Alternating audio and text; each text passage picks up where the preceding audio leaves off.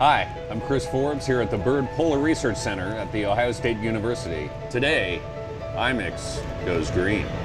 On today's show, we'll go drilling for a piece of climate history with the Byrd Polar Research team. We'll wade through Ohio State's award-winning wetlands with Professor William Mitch, and we'll see how the university is shrinking its carbon footprint with its Scarlet, Gray, and Green initiative.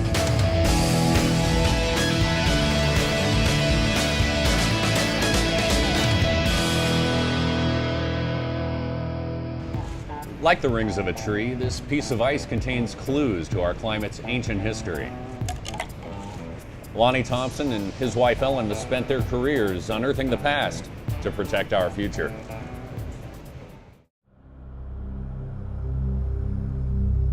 I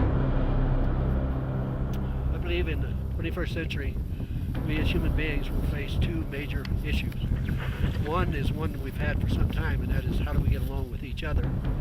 The second is how do we get along with our planet. And these issues are very closely tied.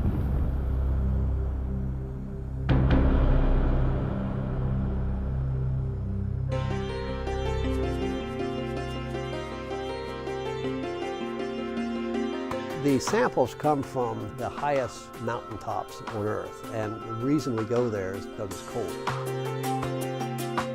Everything that falls out of the air onto that ice field and is covered is permanently preserved.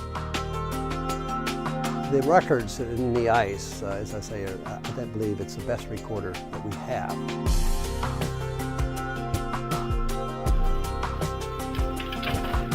An ice core is nothing but a cylinder that's drilled through an ice sheet, an ice cap, or a glacier. Then you have to think about how did that glacier, ice cap, or ice sheet get there? Well, it got there because of the snow that falls every year, and it just accumulates like a layer cake. The snow that falls every year is preserved. It doesn't melt, it gets compressed, but there's an annual history there. Maybe you could think of like the ring. Every year a tree puts on a growth ring. Well, an ice cap or an ice sheet or a glacier does exactly the same thing. There's no other records out there, no other recorders that we have that record both climate, things like temperature, precipitation, but also the forcings of climate, the things that have caused climate to vary in the past. The next layer is 1 year younger than the year before. So when you drill through that sequence, you literally just have a history. The reason we go to these places is to get that history, that perspective. If you want to talk about climate change at the beginning of the 21st century, you really need to know what the change has been long before humans were a factor. It's like opening up a book and just looking back over time.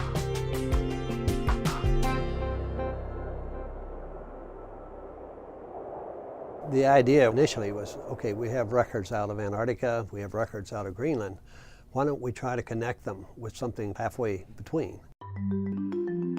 To get those records, you have to go in the tropics, and if you're going to get it from ice, you have to go to the top of the world's highest mountains. There was no way to move a drill, which was very heavy, and the power system to this remote 18,670-foot mountaintop.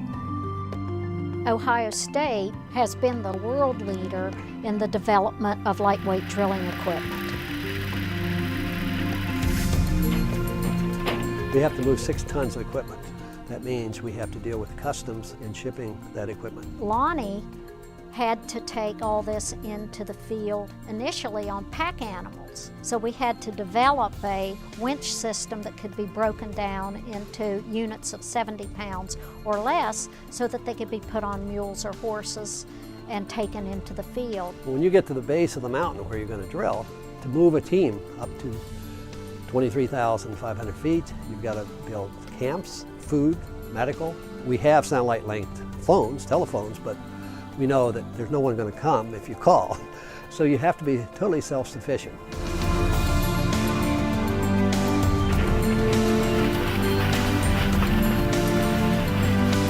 We are in these places for 6 weeks. You drill these cores. Initially, we store them under the surface. We dig pits so that they don't melt while we're drilling additional core. And at the end, we have to move that core from 23,500 feet and get it back to Ohio State and keep it frozen. Usually takes a month before the cores are safely in the freezer and you know you had a successful expedition. So we bring those samples back, we cut them, and we melt off all the outside material so that we have a clean sample. We melt it, and we can chemically analyze anything that's in that liquid. So these cores that are now collected on 15 different countries under 54 expeditions provide a history. And we're putting that history together so that we can look at how the climate of the Earth has behaved, not just in the polar regions, but throughout the world. The Earth is warmer today than it has been for at least the last 2,000 and likely the last 5,000 years. We know this from the ice core records. That begs the question, how unusual is the Earth's climate system today?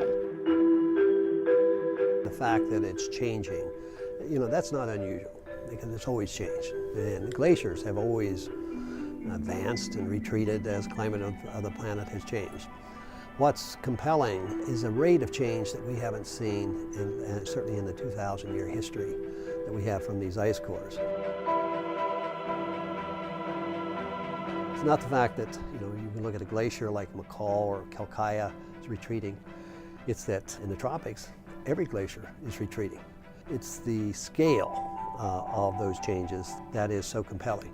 It's the balance of evidence, whether we're looking at instrumental records, our thermometers around the world, or we're looking at isotopes in ice cores, or we're looking at tree rings, or other recorders we have on the planet. They give us the same story and the same answer, and that is the fact that the world is warming.